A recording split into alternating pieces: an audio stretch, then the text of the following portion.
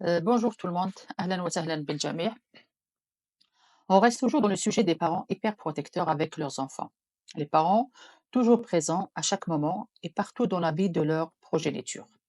Ils se sentent très responsables de ces petits. Ils veulent toujours leur bien.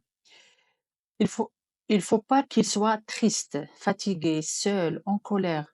Il faut pas qu'ils aient froid ou peur. Ils veulent le meilleur pour ces petits. Ils veulent le meilleur pour eux pour qu'ils soient les meilleurs. Et là, le parent, sans le vouloir bien sûr, met une pression sur l'enfant et à lui-même. Il crée une relation étroite, parfois étouffante avec son enfant. En le surprotégeant, il croit bien faire. Il pense à faciliter la vie de ce petit, au détriment de son autonomie. على حساب الحرية الشخصية تاع وليده. Il surveille ses devoirs, il programme ses moments où il doit jouer, se reposer, sortir, regarder la télévision. Il surveille même parfois la météo. Il fait froid, mets ta veste, n'oublie pas tes gants. Il fait chaud, ta casquette, n'oublie pas ta casquette. Ne reste pas trop sous le soleil. Si l'enfant parfois fait une remarque, tu es sûr? N'hésite pas si tu as besoin de moi. Je suis toujours là pour toi. Il faut qu'il ait toujours le dernier mot, ce cher papa ou cette chère maman. Et là, j'ouvre une petite parenthèse. Il y a des parents qui ne demandent même pas. Ils passent directement à l'acte, comme si, comme si c'était un droit. Ils font ce qu'ils ont à faire, ils traînent ce petit comme ils veulent, de gauche à droite, etc. Il ne faut pas oublier que les parents et les adultes d'une façon générale peuvent ne pas être parfaits, peuvent ne pas être exemplaires à chaque fois. الولي يغلط ماشي في كل وقت يكون مثالي. Et là, il faut demander ou chercher la meilleure façon de faire. On n'est pas censé tout connaître. الكمال لله. L'enfant a besoin d'un petit espace, un peu d'oxygène pour respirer et voir plus clair de lui-même. هو اللي يكتشف بنفسه أشياء الأشياء اليومية تاعو. Pourquoi pas trouver des résolutions aux petits problèmes de son quotidien, de lui-même, comme il le sent. Donc, les parents, essayez de trouver l'équilibre entre le soutien que vous voulez porter à votre enfant et son autonomie. Respectez vos limites avec vos enfants. Il faut qu'il y ait, premièrement, reconnaissance mutuelle, reconnaître les efforts de l'autre, l'encourager. Par exemple, le parent, bravo, je suis fier de toi. Tu as fait le bon choix, tu as bien travaillé, tu as bien fait ton travail. Et l'enfant à son tour, bien sûr, je reconnais, je le sais, je suis heureux que tu sois là pour moi. Mais je vais juste voir si je peux le faire tout seul. Deuxièmement, on a le respect. Respecter l'autonomie de l'enfant. Il faut prendre l'autonomie de l'enfant. Il faut prendre une décision, il peut prendre une décision de lui-même. On n'a pas à le faire à sa place à chaque fois. Une décision qu'on approuve, bien sûr, quand il le faut. Troisièmement, on a la communication, la conversation sincère et claire. Par exemple, si je suis un peu envahissant, si tu trouves que je suis un peu trop présent, que je me mêle de tout, c'est juste que je suis inquiet pour toi. Je ne veux que le meilleur pour toi. Cela nous mène au changement progressif plutôt qu'au changement radical dans la relation parent-enfant. Ça veut dire prendre des petits pas, petit à petit, aller petit à petit. L'enfant doit juste comprendre qu'on commence à lui faire confiance, qu'on lui donne la liberté dont il a besoin, parce qu'il devient responsable et autonome. Pour arriver à une relation équilibrée et saine sans conflit. Quatrièmement, on a résolution des conflits.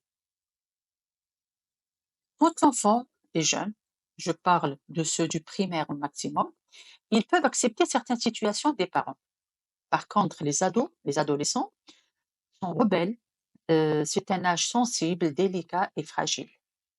Et là, on doit inclure les excuses quand la situation l'oblige. Pardon, désolé, excuse-moi, je ne l'ai pas fait exprès. Mais malheureusement, pour certains parents, reconnaître ses torts, c'est juste une chose impossible. Présenter ses excuses pour son enfant, c'est quelque chose d'inaccessible. Et ça revient au fait qu'il s'est donné un rôle tellement élevé, tellement important, tellement irréprochable dans la vie et les yeux de son enfant, qu'il sera très difficile pour lui de descendre de ses grands chevaux. Pour lui, c'est comme se rabaisser devant ce petit.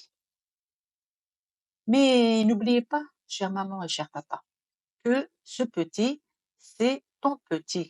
C'est l'enfant que toi-même as fait. En présentant des excuses, tu lui apprends les bonnes manières, la simplicité, la bonne façon d'aller vers l'autre, la bonne façon d'aller dans la société et dans le relationnel sans trop de difficultés. Comme on dit, l'homme qui reconnaît ses torts est à moitié pardonné. رايح تكبر في عين وليدك، يولي يشوف فيك بطريقة مختلفة، تعلم له التواضع والاعتراف بأخطاء، الحاجتين اللي يدخلوه في الحياة الاجتماعية من الباب الواسع. يقول فينالمون بابا ماشي مسيطر، ماشي متكبر، او كونتخيغ يخاف عليا. دونك كاع اللي يقولوا لي، كاع اللي يمنعني ما يخلينيش نديرو، ولا ما يخلينيش نخرج، ولا هذه اشياء صحيحه باسكو هو اعترف بالغلطه تاعو. دونك هو انسان عادل جوست، يحب ليه غير الخير. هكا المره الاخرى كي يغلط وليدك ما يخبيش عليك، لان الاعتراف بالخطا جاه من عند باباه ولا يماه، جاه من الكبير، جاه من عند الجد. صافي ماشي حاجه تخوف ولا واعره ولا نتحاسبوا عليها ولا يتحاسب عليها، بالعكس حاجة اللي تصفي العلاقات بين أفراد العائلة وبين جميع الناس. Et là, cet enfant reconnaîtra ses torts juste pour qu'il soit corrigé. Corrigé بمعنى التصحيح ماشي العقاب. Et on corrige en essayant de savoir et comprendre l'erreur de l'enfant. Bien sûr, en dialoguant avec lui, pas avec les cris ou les coups. Tournez autour de l'enfant. Tournez autour de l'enfant dans le dialogue. Prenez du temps pour rester avec lui, tout l'écouter, le ramener à ce qu'il s'ouvre et se confie à vous. Parlez de tout et rien, même des banalités. Racontez-lui votre journée et il vous racontera la sienne. Racontez-lui des anecdotes de votre enfance. À son tour, il vous dévoilera même les histoires qu'il vous a cachées jusque-là. Autorisez l'enfant à s'exprimer. Et si vous soupçonnez quelque chose, racontez-lui une histoire similaire avec une moralité qui va dans le sens de votre but, de l'idée que vous voulez lui transmettre. Et dans sa tête, il tirera sa conclusion et fera le résumé de l'histoire. Et encore, il comprendra bien sûr ce que vous voulez lui transmettre. Et bien sûr, sans lui casser la tête avec la négation. Ne pas, ne pas, ne pas. Ne pas parler, ne pas faire ça, ne dis pas, ne parle pas, ne sors pas, ne casse pas, etc. Il tirera la leçon tout seul. Il n'oubliera jamais. Il sera très fier de lui-même et vous de lui et de vous-même. Et ça reste que chaque enfant est unique, que chaque enfant est différent. Tout ce qu'on a dit, ce sont des règles générales. Mais l'éducation des enfants reste au cas par cas. إذا خلاصة القول هذه الحصة هو الحوار ثم الحوار. Le dialogue et enfin le dialogue. Donc les parents, passez plus de temps avec vos enfants. Je vous dis au revoir وإلى اللقاء.